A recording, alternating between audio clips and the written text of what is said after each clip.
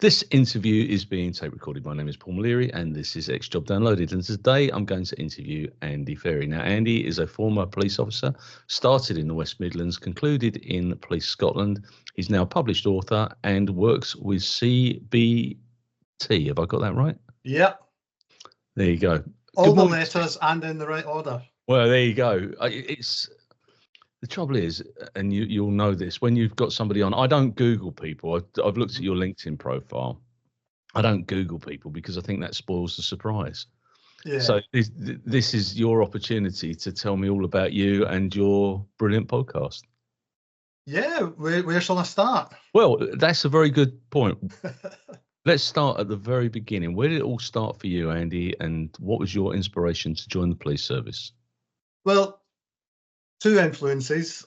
The first was my dad's best friend was a chap called Graham Pearson, and he was, when we first met him, a detective sergeant in Strathclyde Police. And I was obsessed with Graham and his stories as a child. And I now realise I probably plagued him to within an inch of his life. But to be fair to Graham, he never said go away and he never stopped telling the stories. So, and he had a great career. He eventually he was Assistant Chief Constable, he became Director General of the Scottish Crime and Drugs Enforcement Agency. So the stories just kept getting better and better over the years. So there was that positive influence. I think the second factor was, as a student in Cheltenham, drunken night out, my mate pinched that house for sale sign, as you do, and we ended up getting arrested for it. Fantastic. And, well, it was eye-opening. And I was fascinated by the whole procedure. And what I saw is the fairness of it. They took all my stuff off me and wrote down what it was and sealed it, and then made sure I got that back at the end. And there was tape-recorded interviews. So I was fascinated by the fairness of it. But also, the police obviously saw it for what it was, which was a stupid, drunken student prank. Yeah. And dealt with it accordingly. And we got a caution. But I remember thinking at the time, I want to be part of this.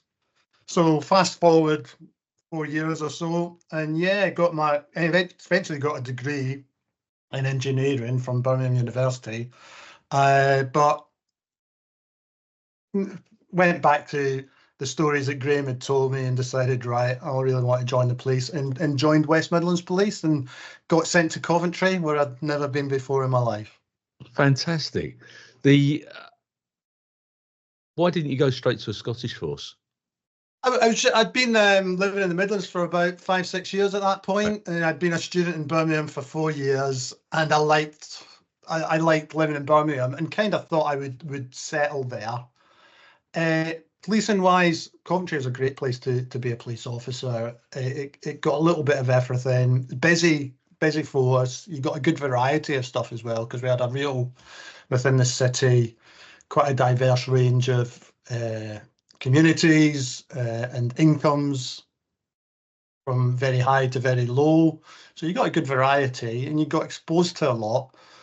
But yeah, after about 6 years, as much as I was enjoying work, I just found myself returning back to home, Glasgow, more and more often, and staying longer and rekindling old friendships. So at 6 years service, transferred to what was then Strathclyde Police.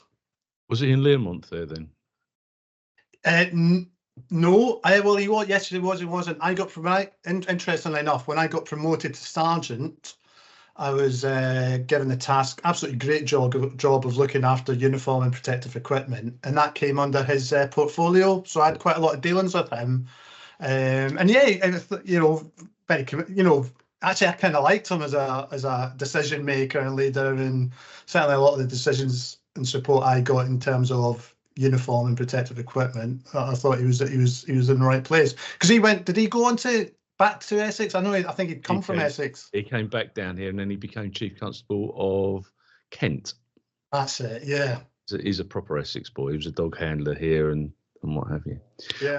When you joined the police, where did you go for your training? So I went to Ryton, which is just outside Coventry. Yeah. So, and I actually, because I'd been a student for 4 years by that point, living away from home, you know, the concept of going somewhere else and living away from home and studying wasn't too much of a culture shock. I have to say, I kind of took to it. Yeah, I took to it like a duck to water, really. And the food was probably just as good as the food that you were knocking up in the student accommodation. Oh, well, no. I was being sarcastic then. The food as a student was never as bad as it was at Ryton. Brighton, no, absolutely. But what was that like as a university student? Because we're talking, what year was that? 92, somewhere around there? You would have been in the minority then, because a lot of people wouldn't have had degrees going into the police service, where now it's almost encouraged. Plus, dare I say it, you come from a generation where not everybody went to university. Now everyone goes to further education. What was that like into the police as a university student? I mean, it wasn't. I think probably. So I think on our intake for West Midlands, because I remember they did ask you on the day, right? Put your hands up if you've got a degree. Put your hands up if you've got A levels. Put your hands up if you've got nothing. And there were, you know, I think about 30% had a degree or had been at university, college. About, you know, half a dozen out of about, it must have been about 30, 40 had, you know, O levels or less. Yeah. And certainly when I arrived on my shift in Coventry, I think maybe about, that's probably a similar sort of level, maybe about 40% had some sort of college, tertiary education behind them. So I wasn't, you know, a mold breaker in that respect. I think the mold had already was breaking. And you know what, I think it gave me an advantage, you know, certainly you get used to that kind of studying and remembering chunks of legislation. Yeah. So that came fairly easily and let me focus on the other kind of softer skill kind of side of things. You know, it's interesting because we have this sort of more recent debate around, you know, I think the College of Policing would prefer it if everyone, certainly in England and Wales, had a degree before joining the police. Yeah. Which I think is, you know, I think it's a real one of the strengths of the police service in the UK is that it reflects society as a whole. Absolutely. You know, we are the police, and the people are the police, and the police are the people. Yeah. Going back to Peelian principles, and you know what, I think our intake needs to reflect that. Interestingly enough, there's no move whatsoever I can see in Scotland to move to that. Everyone has to have a degree before they join the police. And I don't see a big difference in outcomes for the public in Scotland or England and Wales. Now, I do see, you know, I see a lot of stuff on LinkedIn and stuff like that from academics saying we need more degree-educated people in policing. I don't disagree with that, but I don't see any evidence that it produces better outcomes. And I would certainly say we need to have the people there who have come from other routes. Yeah, absolutely. You know, maybe going straight from school into, for example, the military, and then come out of the military and join the police. You know, putting barriers in their way, I don't think helps anyone. But you see, the big drive for policing is inclusivity. Okay, get that, and I think that's absolutely right. You know, it should reflect the public. But there are so many great people that don't have a degree that would be ideal on a shift. That, you know, I've got a friend who retired as a chief superintendent, and he had an O level in metalwork, right. and a better leader you would not wish to meet. You know, he was absolutely brilliant, dynamic, forward thinking. He was, you know, good in a scrap, everything that you needed, good thief taker, everything that you needed. And he had an O level in metalwork. And policing hasn't changed that dramatically. That means that he needs to have a degree in physics. Yeah, exactly. I completely agree. And that's the thing. What was the highlight of working in Coventry? As you say, the diverse culture, the two-tone culture, which I absolutely love, all the great things that have, and of course, we're talking about a time that's 50 years after the Second World War, and because Coventry got absolutely annihilated, so you've got a huge population that would have remembered those types of things. Yeah, and if you go round about Coventry to the sort of towns that are on the outskirts, like Kenilworth, Warwick, Leamington Spa, they're lovely, beautiful Georgian architecture, if not older. And you think this is nice. And then you go to Coventry and you realise that was probably what Coventry was like before the war. Yeah. And unfortunately, after the war, it was kind of the initial sort of project for working out how to build inner cities. Yeah. Strange enough, my uncle was a sort of town planner for Peterborough. Oh, okay. And he boasts about Peterborough. He loves Peterborough. If you're ever with him, he'll sit and tell you all about where the estates are, and the shops are, and the roundabouts, and the roads that link them. Very proud of it. But he cut his teeth in Coventry, and he doesn't say a lot about Coventry. You know, so yeah, you've got all that post-war housing and infrastructure. Like I say, I mean, which gives you your volume crime. And I suppose I don't have any particular incident, Paul, but what I do remember from my time in Coventry, I mean, there was a lot of volume crime in terms of stolen cars, burglaries, in order to fund drug habits. But when, you know, so for example, on a night shift, you could guarantee you, if you're doing a week of night shifts, at least once during that night shift, you'd get behind a stolen car, or you'd be running through back gardens chasing after burglars. And, you know, it was that kind of cops and robbers kind of stuff. Yeah. Fast forward 25, 30 years, night shifts for cops are largely domestic incidents, mental health calls, sitting at hospital, watching prisoners in cells, and that kind of, I think, if you like, the fun, the cops and robbers aspect of it is largely disappeared, which is a shame. It's a huge shame, because those crimes that you said about earlier on are still taking place. They haven't gone away, but they haven't got the volume of police officers to actually deal with those now, which then causes an additional problem in society. But yeah, and you're quite right, the mental health aspect is overwhelming now for police service. Yeah, and you make a good point. And unfortunately, Police Scotland, because it's really struggling at the moment with resources, it's now introducing policies that were adopted in England about 10 years ago, where if there were no obvious lines of inquiry at the outset, then the police wouldn't attend. They would take a report over the phone, and that would be the end of it. And I can understand, you know, you've got to work with the resources that you've got, but it is a retrograde step, because, you know, if I get my shed broken into, and yeah, there's nothing there for forensics, neighbour's not seen anything, no CCTV, I know it's not going to get solved. But at least, you know, a police officer coming and spending 10 minutes just lets me know that someone cares about the fact I've been broken into. But it also, it helps out organisational knowledge. So going back to my days in Coventry, every time there was a burglary, a theft of car, or a prisoner, you came into the muster room and you wrote it down on a rolling log that was updated every 24 hours. Yeah. And when you started your shift, you came in, and whilst you're waiting for everyone else, you picked that log up and you read it, and you realised, also because you were going to the reports of the sheds getting broken into, you realised, right, okay, on nights in the main street, there's sheds getting broken into. So on nights, I'll be in the main street, and that's where your prisoners would come from. And I think we lose that organisational knowledge with, you know, that whole, if there's no lines of inquiry, we're just going to take a report over the phone and we'll leave it at that, because that then doesn't get fed back into where the cops need to be to catch the bad people. Absolutely. And I encourage everybody to report whatever.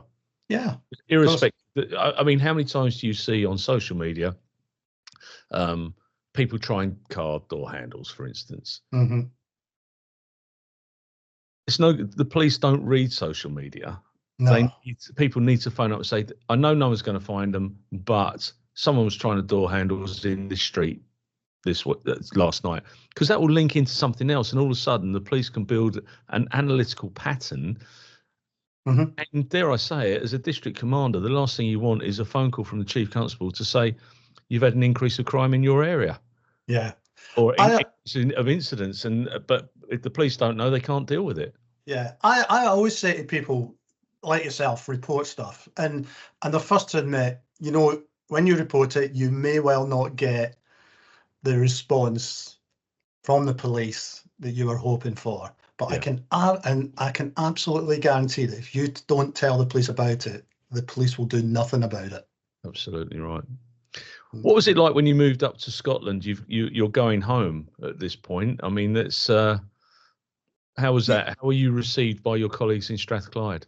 Well, yeah. So having had the mickey taken out of me at Coventry for having a Scottish accent, I then got the mickey taken out of me in Glasgow for having an English accent. Right.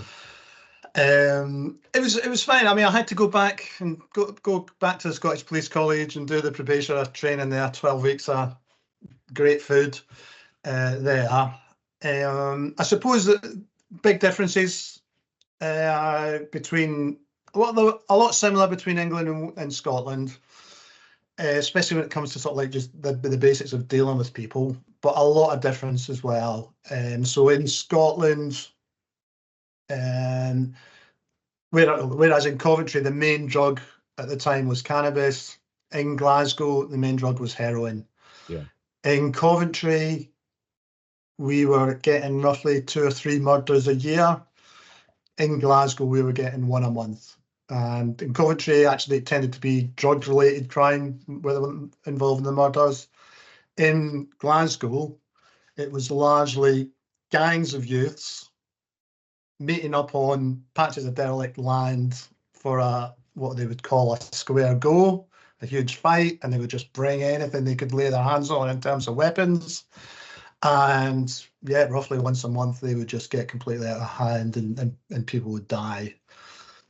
Also quite a big one big difference, almost from the moment, in fact, from before I finished my probation, I was driving and I was largely single crewed most of the time in Coventry. In Scotland, there's laws regarding corroboration, so evidence is inadmissible at court if it's not corroborated by another source. Right. So that tends to lead to a double crewed patrolling model for most, not everyone, but for most. But also the procedures were a lot swifter at the time. So whereas in Coventry, if you got a prisoner, that would be you written off for the whole of your shift. And even if a prisoner committed an offence in front of you, you were still going to have to tape interview that prisoner. Right. In Scotland, very little taped interviewing went on. And, you know, someone would commit a breach of the peace in front of you, you would arrest them, take them to the cells. It would take me 1.5 to 2 hours to do the crime report and the associated case, and then be back out on the street. So it was quite swift that way. It kind of lost it over the years. We sort of eventually caught up with the whole pace model and introduced our own version. And yeah, now if you arrest someone, you're kind of off for the whole of your shift. But yeah, so it was a lot similar. There's quite a bit that was different as well. Because when you first joined Strathclyde, I might be wrong here, but was there a period where you didn't have to give a suspect a lawyer within a certain period of time? So to put this in context, under PACE, if you get arrested, you're entitled to have a consultation with a lawyer. Yeah. Which would usually take place at the police office, and the lawyer would make a decision and probably always sit in on the interview. In Scotland, at the time, your rights were to have a lawyer informed of your arrest. Right. But you had no right of consultation with that lawyer. To be fair, the lawyers weren't that keen on coming out at 3 or 4 in the morning to speak to their clients. But yeah, so yeah, you had no right of consultation whilst you're in custody, and you had no right to have a lawyer present during an interview. Right. But we never really took advantage of that at the time, and we interviewed a tiny percentage. I would say probably 10% or less and generally interviewing, you had to be trained to do it, and it was generally only CID officers, and you would struggle usually to find a CID officer that would be interested in doing an interview for you. So we didn't interview a lot of people. Over the years, it has changed. So now, if you are arrested, you are entitled to have a consultation, and you are entitled to have a lawyer present in interview. Generally, what has happened is that consultation will take place by phone, and the solicitor will tell the client, go no comment. You interview them, they go no comment. So, yeah.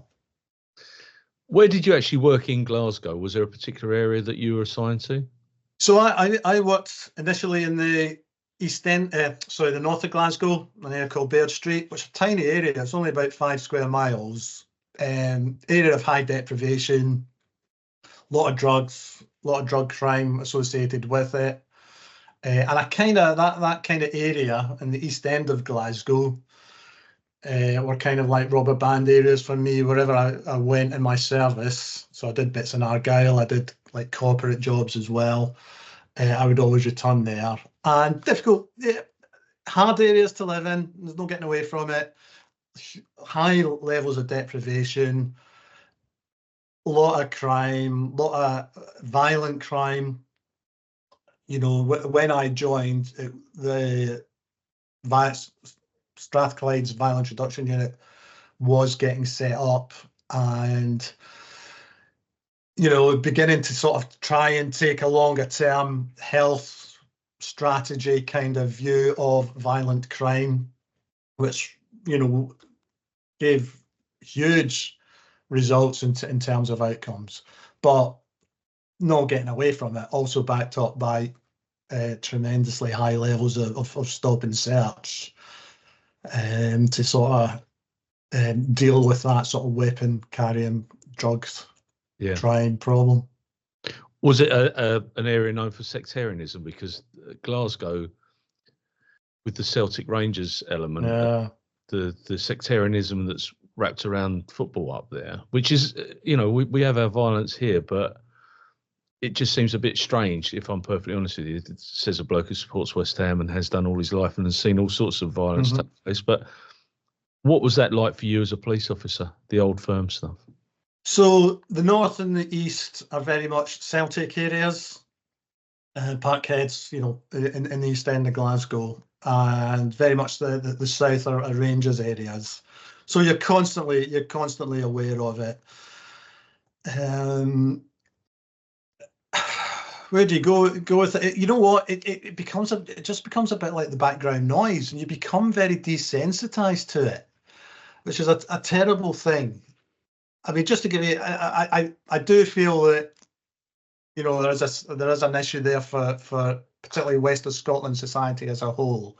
I could never understand when I was growing up why I had to walk half an hour to school when there was literally a school I could see from my bedroom window, which was a Protestant school, but for some reason I had to walk to school half an hour down the road. And because you're separating kids at that early stage, it doesn't happen. I mean, I know it happens in England, but it's much more emphasised in the west of Scotland, because you're separating kids at such an early stage and essentially highlighting the differences between them. It really does come out. To be fair, I've probably become immune to it over the years and desensitized to it. We were quite good at knocking the sectarian related or football related violence on the head for quite a while. What also happened, Rangers were fiddling the books, for want of a better phrase, and they got sent down to the 3rd division. So for a long time there weren't any Celtic Rangers matches. So that took a lot of the heat out of it. Rangers are back there now, and you can see that the football related violence and the influence of kind of the ultra supporter sort of thing from Europe coming in. You can see that violence is becoming a lot more organised, a lot more nasty as well. Yeah, I mean, my family from Galway, and You know, I've always been a Celtic fan. Yep. But I don't sort of follow them anymore because it's so aggressive, so aggressive. Even Rod Stewart said that he's not going to go back up there. I understand. I was reading the other day that he'd got the ump and he's a massive Celtic fan. Yeah. But yeah, it's part of life. And the problem that we have, if you're working in the areas of social deprivation, if the only escapism that they've got is their local football team, then that's the way they're going to go, and their passion and their drive is always going to be down that route. So and people want to belong to something. So you know, you belong to the tribe, and if the tribe in your area is Catholic Celtic supporting, that's a tribe you join, and we have a tribe. We have a school for that tribe and a school for this tribe, and that's how you'll grow up. And then we wonder why, when people come out of school, they suddenly look on others in a different way. And we're kind of getting it as well at the moment. Police Scotland's having a real hard time with other areas of hate crime. It's just kind of amended its hate crime legislation, and it's getting an absolute Police Scotland didn't ask for it, but unfortunately Police Scotland are bearing the brunt of every idiot who who's offended by something on TikTok about their disability or transgender status, and so phone up the police and complain about it. How do you feel about it being Police Scotland? Because beforehand you had, your different police forces. How do you feel about the amalgamation? I was really keen to have an amalgamation. So to give you a bit of background, there were 8 police forces. Strathclyde was the biggest. It had 50% of Scotland's officers, covering 50% of the population, and the other 7 forces covered the other 50%. Right. Now I mentioned I was looking after uniform and protective equipment for Strathclyde, and one of my tasks was to try and work with the other forces to try and get a common uniform for the whole of Scotland, and that was an absolute nightmare. And you could quite obviously, I would come in with something, and I would present evidence, say, right, Strathclyde officers have been surveyed and they want pockets on the side of trousers, and I've done that in some other force areas, and overwhelmingly throughout Scotland, 80% of officers want pockets on the side of trousers, and the answer from the other forces would simply be, well, we're not doing the Strathclyde thing. Even if it's what cops want, we're not doing that, so no. And after a while, I thought, we're talking here about pockets on the side of trousers. How are forces going to work together to deal with serious organised crime groups, violence, domestic violence across the country? And we had 8 different IT systems, 8 different intelligence systems. So from that point on, I thought, hell, Menji, it's time to move over to a national force. It was easier for Strathclyde because we were the biggest force. A lot of forces saw it as being a takeover by Strathclyde of all the other forces. We had Strathclyde's chief constable was Stephen House. Yes. Who'd come up from the Met, to a mixed reception, but he got the job of being the chief constable of Police Scotland, and I don't think that he wasn't the sort of chief that would bother about winning hearts and minds. That wasn't his approach. No, he hasn't changed. No. Yeah, you know what? Somebody did make the point to me that when you're changing something, you have to break apart what's already in place and then rebuild it. And Stevie House was the absolute right person to break it apart, because he wouldn't take any other way than his, which was, we're breaking this apart and we're putting it back together. But he was never going to be the person to put it back together. So I'm I've got mixed views on Stephen House and his time as chief constable there. But it was a pretty tortuous process, and quite a lot of resentment from other forces at the time. When Stephen House left, who was he replaced by? He was replaced by Phil Gormley. Right. Who had come up from, I can't remember, he was an English chief constable. He came up to Scotland. He wasn't here long, and left amid a series of allegations of bullying from the one thing from different levels of the organisation. So I know there were federated members, superintendents, police staff members, and part of the senior executive team that were all making complaints about him. Oh. And he left before that. Didn't stop him then getting another job in England. It always sort of does make me aware, because Stephen House left under quite the clouds regarding stop search figures, and there was an incident where 2 people died following a road accident that wasn't dealt with at all well.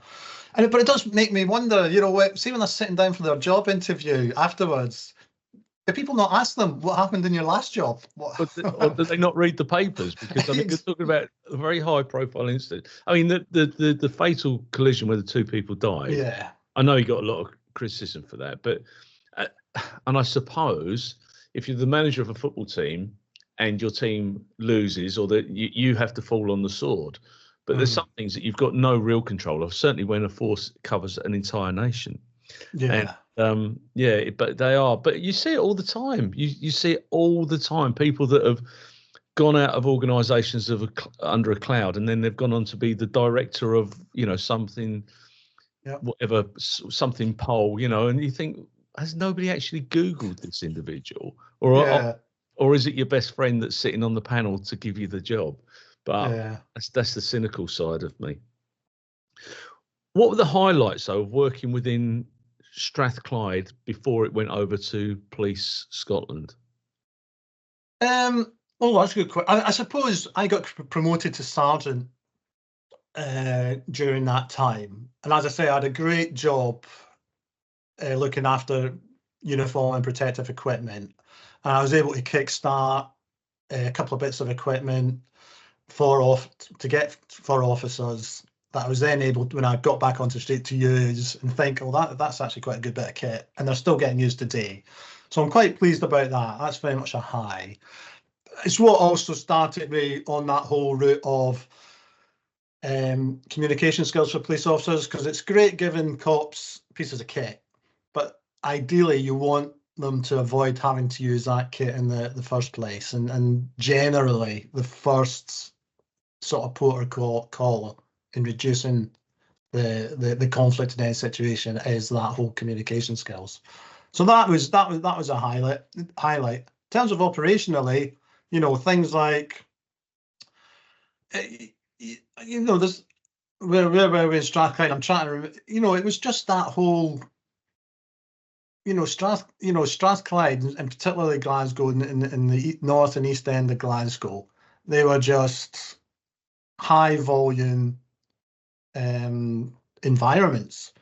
I would work in the east end of Glasgow as a sergeant, and occasionally you would get sent to another part of the force to help because they were short of sergeants. And when you would turn up, the sergeants would say, yeah, you know, everyone thinks it's quite quiet here, but occasionally we have our moments. And I would be thinking, yeah, but the east end of Glasgow is just 24/7 moments. It's all moments. You know, if you got to your morning meeting on an early shift and there'd only been 1 or 2 stabbings, you were thinking it's probably going to turn out to be quite a good day. And eventually that kind of just washes over you, doesn't it? Yeah. In terms of thinking of the highlights, and, you know, you become desensitized very much to that whole. Yeah, but you're talking about an era where Train Spotting was one of the major movies at the time. And I wonder how much that reflected on Scottish society, certainly that part of Glasgow. Very much. I mean, Train Spotting obviously was based in Edinburgh as opposed to Glasgow, but almost identical in terms of that just completely ever-present harm being done by drugs. And, you know, and unfortunately, particularly in Glasgow, the drug death rate has just climbed and climbed and climbed year on year on year on.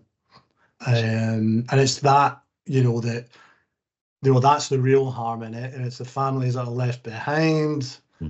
You know, the kids of parents who have died through drug use or whatever. You know, just that cycle continues.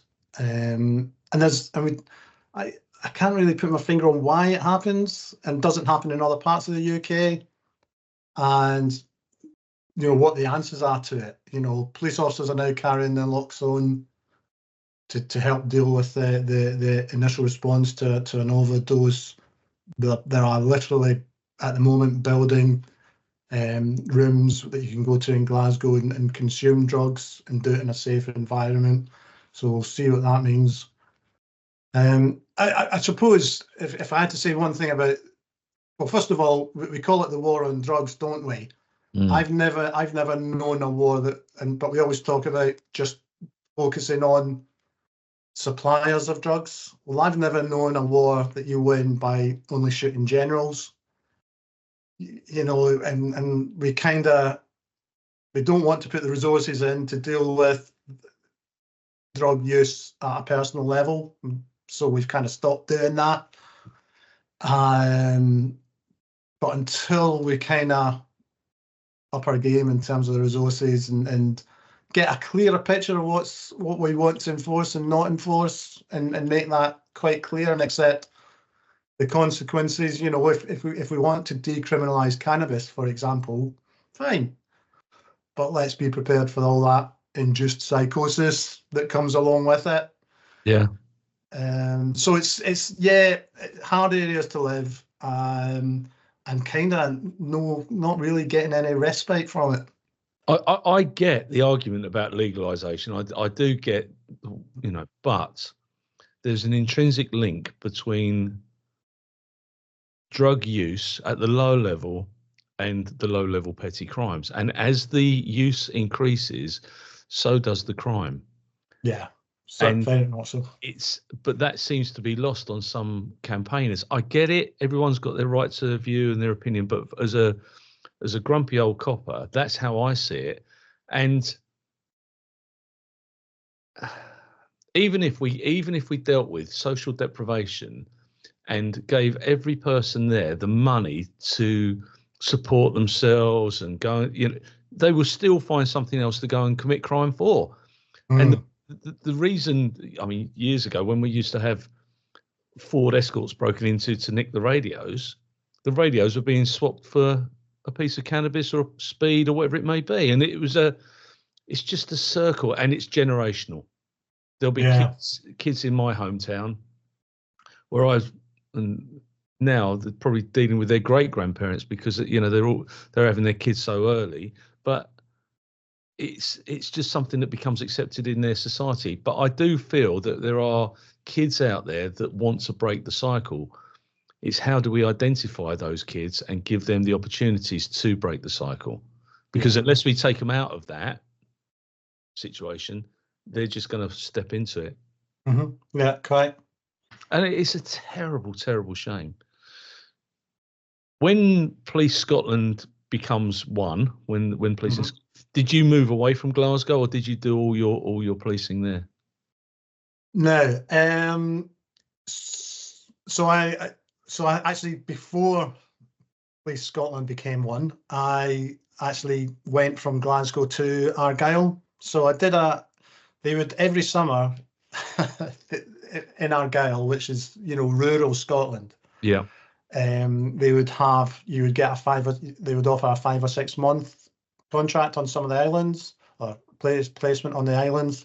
So I got posted to the Isle of Tiree. It's an absolutely beautiful island, 40 miles off the coast of Oban. Ferries 4 hours. Wow. One officer there throughout the year. And during the summer, the population expands from something like 700 to 3,000. So they would send over another cop. And that was me. I volunteered for it for just over 5 months. And, I have to say, absolutely great experience, island policing. I maintain it as the remotest policing post in the UK, particularly when you're on your own. Because whilst I'm there during the summer, the officer that's there all the time, he goes and has a holiday and what have you. But of course, a crazy place, and especially in terms of things like that corroboration thing I mentioned. Yeah. So, for example, the officer that was permanently based there, he was there with his family. They had a police house, and literally you went through a door in the hall into the police office, Yep. one cell, one office. And if the officer needed corroboration for anything, for example, doing a breath, an intoximeter procedure, he would call his wife through to corroborate it. Or if there was a prisoner and they needed food, then the wife was actually given an allowance per meal to come through with a dinner on a plate. Fantastic. It's so crazy, but I mean, great communities. I did my 6 months there, and then within 12 months, I had applied and been successful for a post in a place called Kames near Dunoon, which again, just tiny community. It was only me and another officer living in the area. But, spent 3 years there, great times. I mean, very much community-based policing. The difficulty is you've not got the volume of crime and you've not got the violence that you would have in Glasgow. But and so a lot of police officers kind of look down on it. But what they forget is you never get away from the job. No. If you're off duty in your own home, and somebody can't find you in the office, they're going to knock on the door of your home. If you're at the newsagents getting a paper, clearly not on duty because you're not in uniform, people will still come up and start complaining about, someone's built their fence 6 inches too far over into the ground and what you're going to do about it. Which, it's part of the course, but so it is that sort of steady drip, drip, drip that you never get away from it. I loved it. It was a great place to live, beautiful scenery, lovely people. But yeah, so I did that for 3 years. And then, like I say, a couple of corporate jobs. But the Glasgow North and East was very much a rubber band area for me throughout my service. When you're on the islands, I suppose you'd have to use a lot of discretion and common sense whilst you're carrying out your policing there, where you wouldn't need to whilst pounding the streets of Glasgow because you had that support and the backup. Mm-hmm. You're doing 2 different styles of policing in one organisation. Yeah. But you build, so for example, the officer that was permanently based on Tyree, he built up his trust during the easy times. So he was a churchgoer. He would record the church services, and then on the Monday he would drive around all the old dears that couldn't get to the service and give them tape recordings of it. And so he was getting all the gossip off of those old dears. Brilliant. And you know what? Those people are really influential in island communities. Yeah. But he would do, he'd referee the football matches. He ran a youth club on a Friday. He had a finger in every pie. Because he knew when push came to shove, this is what I have to draw on in terms of my report. And when he retired, Daniel actually, not the police, but the Islanders recommended him for the Queen's Police Medal, and he got it, which was a lovely. Yeah, it was lovely to come from the Islanders as well. It didn't come from the organisation because the organisation probably wouldn't have a clue who he was. So that was nice. So that's what you do. That's how you build. You've got to sort of build up your trust. But they could so destroy you as well, couldn't they? If you got it wrong and you were the wrong person for that job, you would soon know because you wouldn't be there 5 minutes. Yeah, and you know what? And some officers do have. They have an incident with one particular individual where it goes badly wrong, and then it's really because of the nature of the communities and probably through, no fault on the part of the officer. It's just one of those incidents. Something's got out of hand, and it just goes wrong from there. And of course, the difficulty is your family's in that environment as well, and that's where it becomes really difficult. And I don't, there's a lot. I know of a few cops who, good cops, really community minded. The right person in the right post just had a horrible incident one night with an individual in their community, and it eventually ended up in them and their family having to leave. Which it's one thing, affecting your own life, but it's when it starts to affect the lives of the people around you as well. That's where it is difficult. Absolutely. So you get yourself promoted to inspector. Mm-hmm. What did you then do from sort of sergeant inspector to retirement? How did you prepare yourself to make the exit?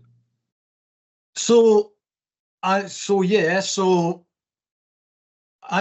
down at the 27-year stage, knowing I was going to do 30 years, and I sat down and I thought, right, what am I going to do in the last 3 years of my service to prepare myself? Because I knew I would want to do something. I knew I wasn't going to sort of just sit in the house and build Lego or whatever. And I went through a whole host of things. At one point I was going to do dog walking. I was thinking about, I've always had houses that have got really bad drains, so I've become a dab hand at clearing drains. So I thought I could do the jet clearing drain thing. But I finally settled on, so for the last 12 years of my service, I was a police negotiator. Yeah. So you're dealing with people in crisis. And I kind of settled on the path to become a cognitive behavioural therapist. So, and I could see that there's clear overlap in terms of, I've developed sort of listening skills as a negotiator, and could I use them as a therapist? So I did a sort of gateway qualification, what they call in Scotland the Counselling Skills Certificate. Enjoyed it, got a lot from it. Thought, right, there's something in this, and then signed up for a course to become a CBT therapist, which I completed. It took me so I started it. It's a 2-year course, part-time, and I started it in my final year with Police Scotland, and I finished it when I was about 12 months out of Police Scotland.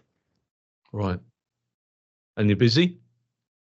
Getting busy. I mean, I'm fortunate. I do a day job with Police Care UK at the moment, which is part-time, 3.5 days a week. It was a temporary contract, and I said, right, when it comes to the end of the contract, I am going to knock on the head, because I have actually started, I qualified last year as a therapist, and I've got a small handful of clients at the moment, kind of at my capacity, in terms of client numbers. But hopefully, once I finish the Police Care UK contract, I'll have capacity to do more. And I would recommend it. If there is anyone out there who's considering being a therapist, post-police or post-military, I would recommend it. I think it's difficult if you want to get a full-time career out of it. It's probably quite difficult, and it will take you quite a long time to build up a full-time list of clients. But I always knew I didn't want full-time. Yeah. I wanted to work for myself. I wanted part-time hours that I could flex depending on what was happening in my life. So this allows me to do that. But I get a lot of queries, and I would, if anyone's listening to this and wants to reach out, look me up on LinkedIn or Facebook or Google me. I'm pretty easy to track down.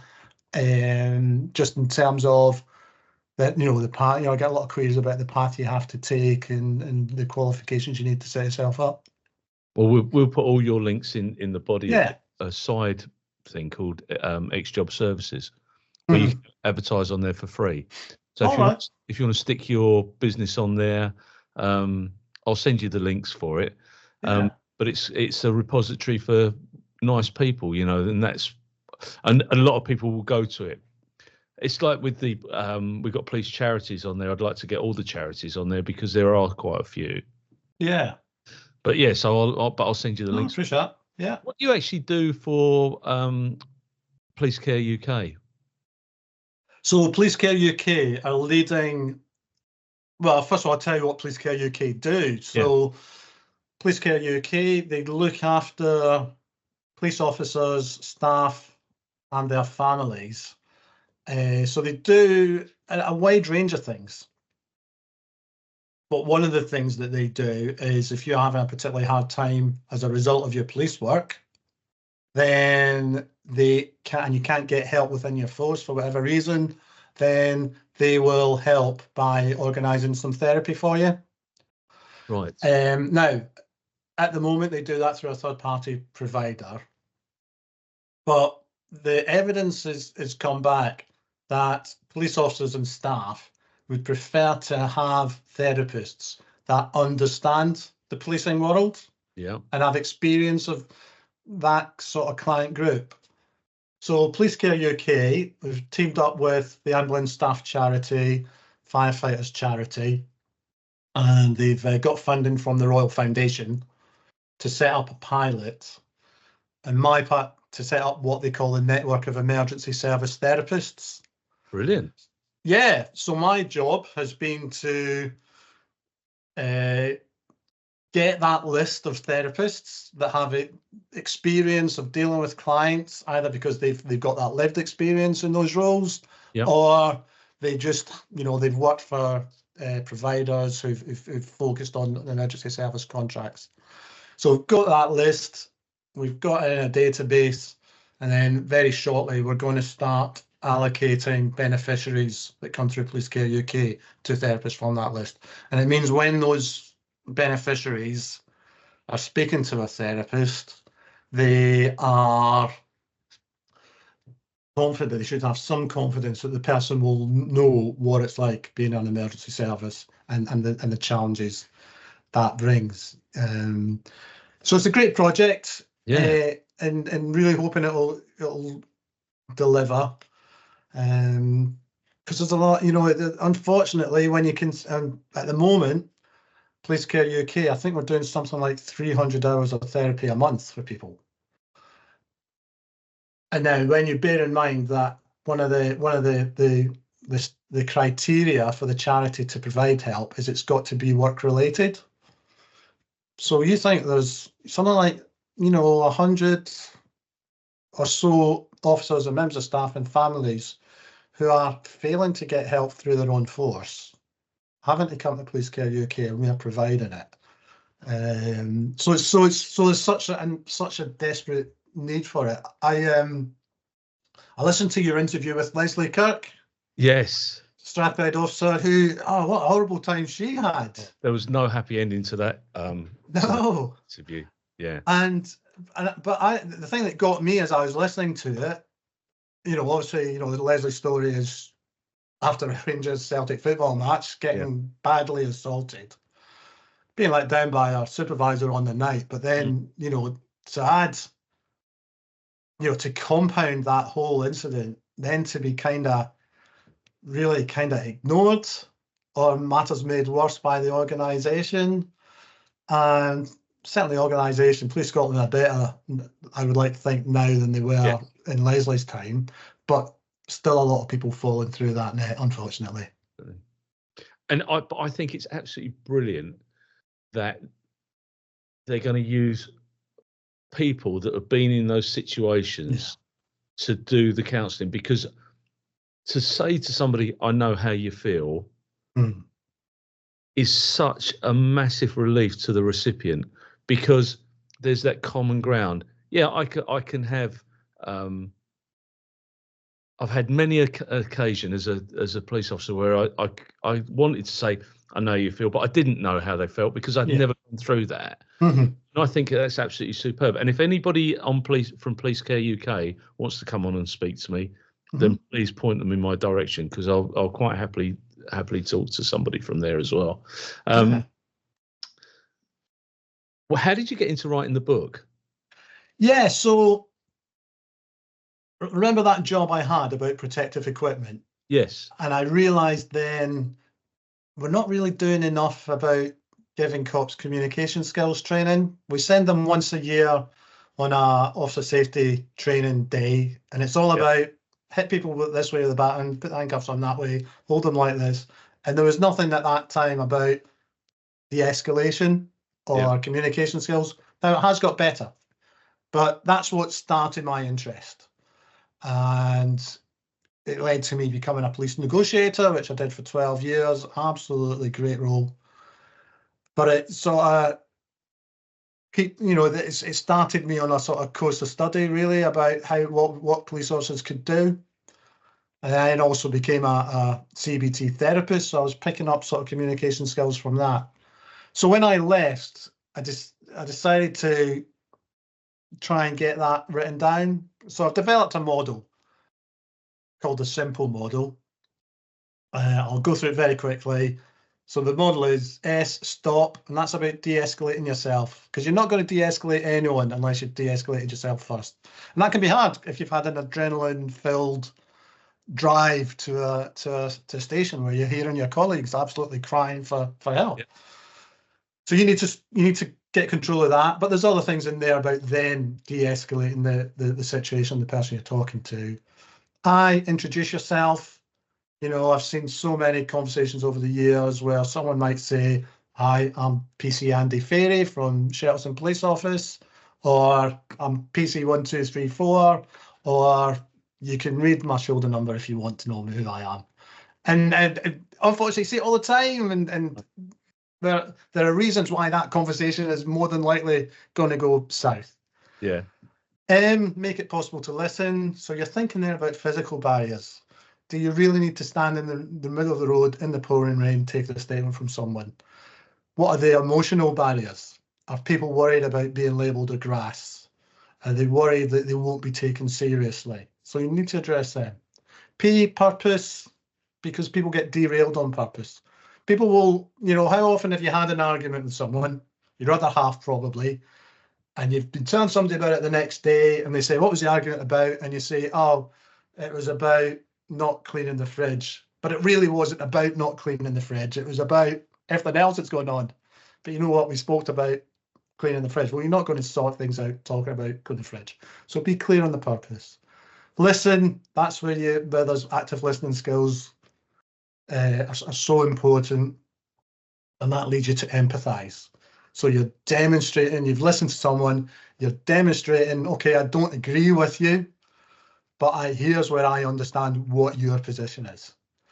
So yeah, just take that, and I take folk through that simple model. I also, there's a chapter in there because I've been asked a lot over the years by officers how to deal with that suicidal person on a bridge or someone that's in crisis. So some pointers there, but there's also in the book quite a bit about talking to each other and talking to colleagues about suicide, because unfortunately police officers are particularly at risk of completing suicide, and we don't talk to each other about it. We really do everything to avoid talking to each other about it. But then the research shows that when people do have those conversations, it significantly reduces that risk. So that's the book. It's been out since last year. Listening skills for effective policing. The publisher chose the title. I really don't like the title. It's very wordy, but lots of good reception to it. And next week, actually, going down to London, doing a little presentation to some CID or trainee CID officers, and hoping that I can start sort of trying to sort of like a sort of one-to-one person workshop type thing. So yes, it's gone really well. Fantastic.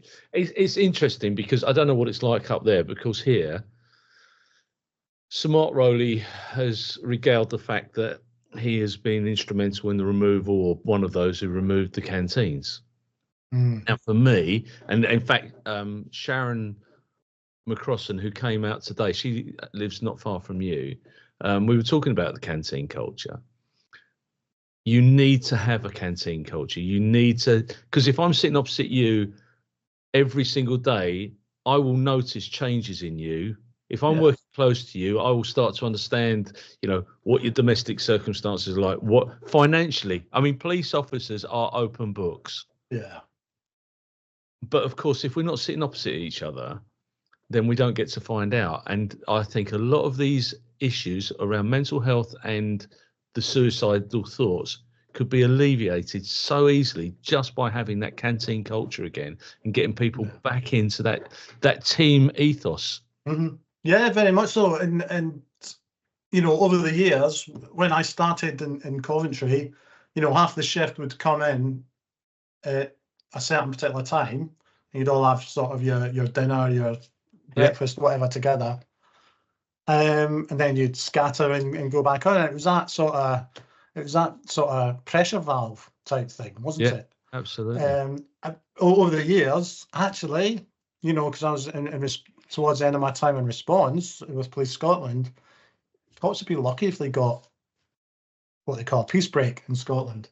Yeah. And it really annoys me because, you know, it's actually, you know, police officers have working time regulations applied to them in the same way as any other occupation.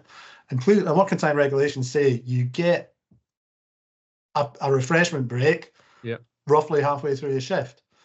And what annoys me is, you know, we know because cops have to update their status continually throughout their shift.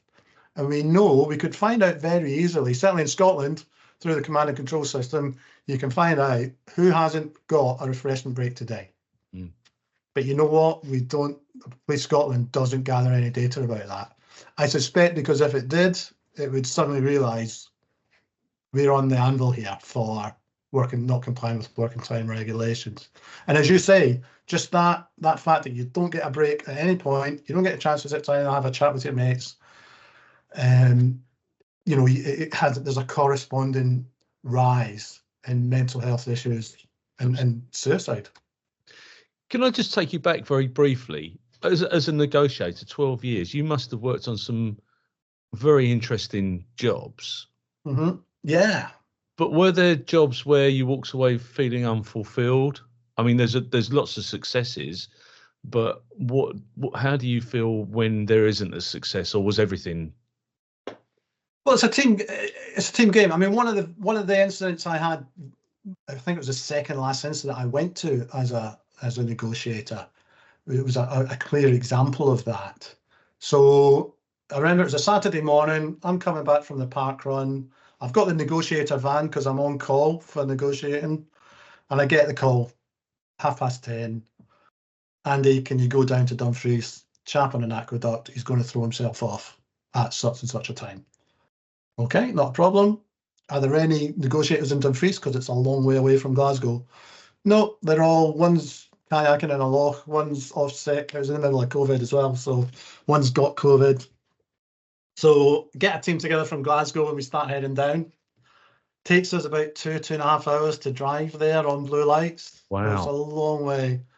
And really frustrating because as I'm driving down, I've got an airwave terminal, but I can't get any information about what's happening at the scene. I realise when I get to the location, the reason for that is because there's hardly any mobile phone coverage at all. So, but we get there. Chap's still on, me and another chap. We're the first two there, and it's normally, and this guy's on a viaduct. Unfortunately, the only area we can access is below the viaduct, and he's just chucking stones at everyone and anyone. Mm. So normally we would wait till there's public order officers there with shields, but there weren't any, and it didn't look as if any were coming. I couldn't quite understand how I could get there from Glasgow, but they couldn't get shields from Dumfries somewhere, but they couldn't. But we're getting close to the time where the guy says he's going to jump off. So we think we're going to have to go and speak to him. So to be fair, we go out, Colin's in front, he's number one, I'm number two, and we just get the stones thrown at us. Colin, the other negotiator, gets a right sore, takes a stone right on the arm, and it draws blood, sore. So he's take cover, and I think, right, that didn't work very well. He had his, the chap that was on the viaduct had brought his camper van there. So I said, right, well, what we'll do, we'll go and we'll do the same thing, but we'll talk from behind his camper van, because he'll not throw stones at his camper van. He'll not want to damage that. How wrong was I? Of course, you know, because he's killing himself. He's not bothered about his camper van. No. And that was a real wake-up call for me, that this is, you know, this chap is ticking all the boxes, including not being bothered about his own property, because he's not coming back to the camper van because he's killing himself. We managed, you know, and fair play to Colin. Colin's, you know, he's already taken a sore one on the arm. He just kept getting out there. Me standing very bravely behind him. And eventually we were able to talk through this chap's deadline. Didn't throw himself off when he said he was going to throw himself off.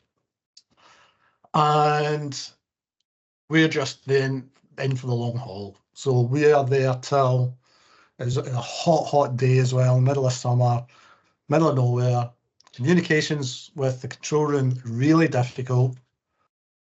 Horrible incident. We eventually decide we're going to have to get a second team out here and hand over to a second team. Which happens. That team turn up about 8, 9 o'clock at night. And bear in mind, this chap has told us to F off throughout the whole day. And whenever we've tried to talk to him, there've been some glimmers of hope, but generally, whenever we try and talk to him, we just, a volley of abuse, a volley of stones. But when he finds out that we're leaving, he becomes even more unhappy. Oh, no. And you say, well, come on, you can't win. And, you know, every time we try and talk to us, you chuck stones at us, but we're going. And we had to go because myself and the other two, they were beat. They'd absolutely poured everything into that. Yeah. For, 6, 7, 8 hours. They were totally beat. I walked back, as it happens, I walked back to the negotiator van because we're going to use that to get back up the road. Having parked it a huge distance away, of course, I haven't parked it far away enough. Boy, could this guy throw stones. So as we're driving away, we end up getting 3 of the windows put in on the van. So that presents us with problems because we know how we're going to get back home.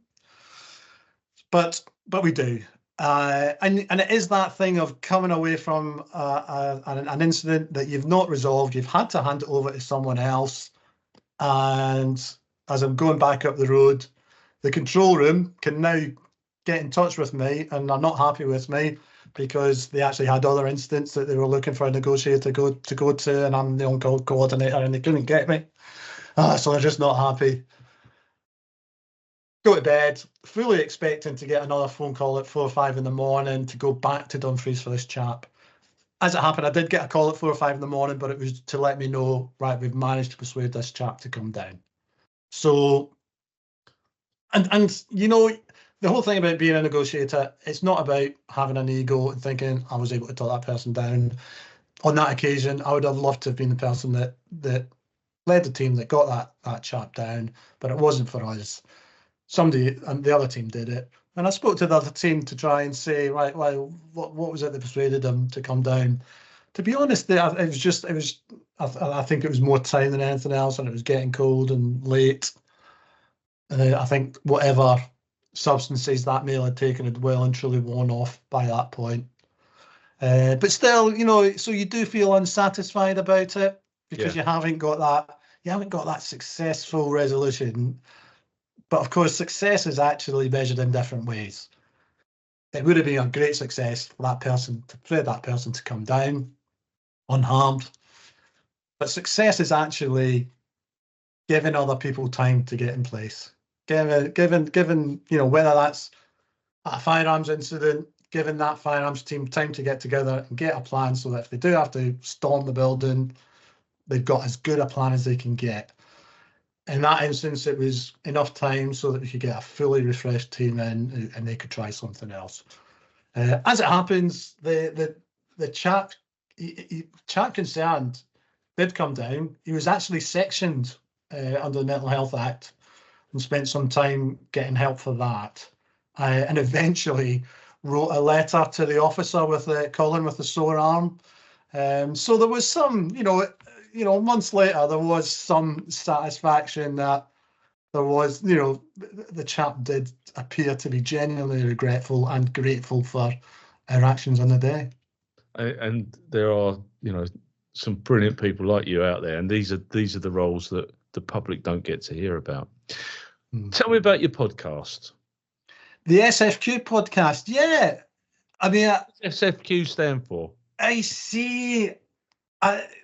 Again, I'm not very good at naming things, so I don't particularly like the name of my book, and I think the name of my podcast was probably wrong. So when I was in West Midlands, we had the phrase SFQ, which was stupid effing question. Yeah. Because you would be stood at a cordon with lots of blue tape, car across the road.